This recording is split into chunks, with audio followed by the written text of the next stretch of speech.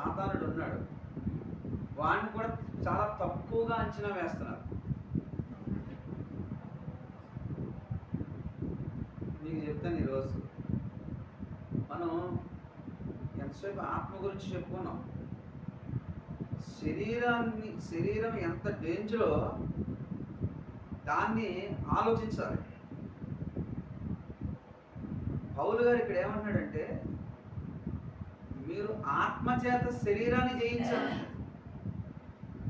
మరి ఏం చేయాలి? ఇప్పుడు శరీరాన్ని దీన్ని జయించకపోతే భక్తి పాడైపోతుంది.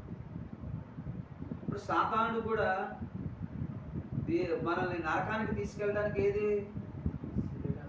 శరీరాన్ని మీదే వాడు దాడి చేస్తాడు. ఒక వ్యక్తిని వాడు నాశనానికి నిత్య నరకానికి తీసుకువెళ్ళాలంటే శరీరాన్ని ఆధారం చేసుకుంటాడు, ఆత్మజోలికి వెళ్ళడం. ఎందుకంటే ఆ శరీరానికి ఎప్పుడైతే మనిషి లోబడతాడో దేవునికి ఏమైపోతాడు? వ్యతిరేకమైపోతాడు.